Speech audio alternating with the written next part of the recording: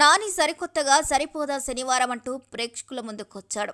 వివేక్ ఆత్రేయ దర్శకత్వంలో DVV entertainments banner పై సరిపోదా శనివారం cinema తెరకెక్కింది. Vivek Athreya దర్శకత్వంలో అంటే సుందరానికి సినిమా తీసిన నానికి సినిమా పరంగా మంచి పేరొచ్చింది. అంతేకాదు ఈ సినిమా అంటే ఆడియన్స్లో ఒక రెస్పెక్ట్ కూడా సెట్ చేసింది. కానీ కమర్షియల్గా మాత్రం ఆకట్టుకోలేకపోయింది. అందుకే ఈసారి వాళ్ళిద్దరూ కలిసి సరిపోదా శనివారం అంటూ ప్రేక్షకుల ముందుకొచ్చారు. ఈ సినిమాలో ఎస్జే సూర్య విలన్ రోల్ చేయగా ప్రియాంక మోహన్ హీరోయిన్గా చేసింది. సో ఈ సినిమా ఎలా ఉంది, ప్రేక్షకులను ఎలా ఆకట్టుకుందో ఈ వీడియోలో తెలుసుకుందాం. ఈ సినిమా ట్రైలర్తో మంచి అంచనాలు అందుకుంది. ఇదే అంచనాలతో సరిపోదా శనివారం అంటూ ఆగస్టు 29న ప్రేక్షకుల ముందుకు దూసుకొచ్చేసింది. నాని ఎప్పుడు రెగ్యులర్ కథలే చేసినా కూడా వాటిలో ఒక కొత్తదనం ఉంటుంది. సరిపోదా శనివారంలో కూడా మీరు ఆ కొత్తదనాన్ని ఫీల్ అవుతారు. ఇక కథ విషయానికొస్తే సూర్యకి చిన్నప్పటి నుంచి కోపం ఎక్కువ. దీంతో తల్లి అభిరామి చనిపోయే ముందు కోపం కంట్రోల్ చేసుకోమని చెప్తుంది. కంట్రోల్ చేసుకోలేని కోపం ఉంటే నీ కోపంలో న్యాయం ఉంది అనుకుంటే ఆ కోపాన్ని వారంలో ఒక్కరోజు చూపించమని, ఇలా సూర్య తనకు వచ్చిన కోపాన్ని వారం మొత్తం దాచుకొని శనివారం రోజు చూపిస్తూ ఉంటాడు. ఇలా 6 రోజులు ఎవరి మీద కోపం ఉందో వాళ్ళ పేర్లని ఒక పుస్తకంలో రాసుకొని శనివారం వరకు ఆ కోపం ఉంటే వారిని కొడతాడు. మరోవైపు దయానంద్ అంటే ఎస్జే సూర్య రాక్షసుడి లాంటి పోలీస్. సోకుల పొలంలోని అమాయక ప్రజల మీద తన కోపం చూపిస్తూ ఉంటాడు. ఎటువంటి దయ, కరుణ, జాలి లేకుండా చితగ్గొడతాడు.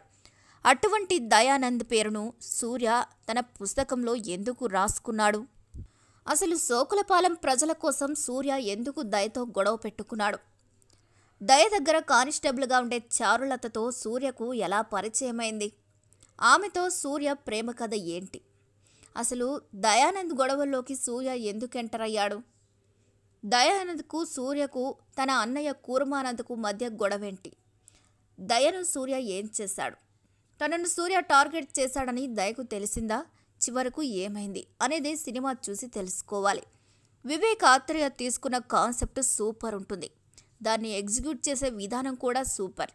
కథ విషయంలో ప్రేక్షకులకు ఎటువంటి డౌట్స్ క్రియేట్ అవ్వవు. అంతేకాదు ప్రేక్షకుడు మెదడుకు పని సన్నివేశాలు అస్సలే ఉండవు.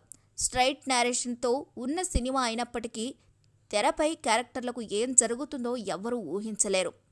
అయితే సరిపోదా శనివారంకు మేజర్ డ్రామా కంటే రన్ టైం అనే చెప్పాలి. సినిమా నిడివి విషయంలో కేర్ తీసుకుంటే బాగుండేది.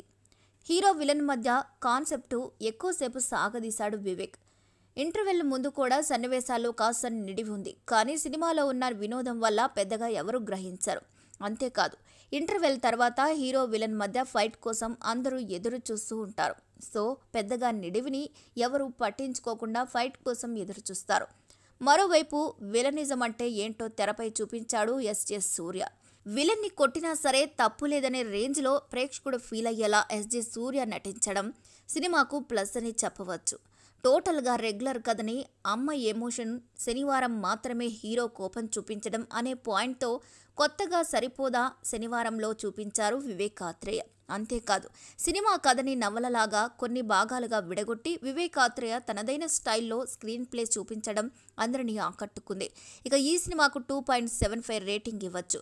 మరి ఈ వీడియోపై మీ అభిప్రాయాన్ని కూడా ఖచ్చితంగా కామెంట్ ద్వారా తెలియజేయండి. మరిన్ని అప్డేట్స్ కోసం మా ఛానల్ని తప్పకుండా లైక్ చేయండి, షేర్ చేయండి, సబ్స్క్రైబ్ చేయండి.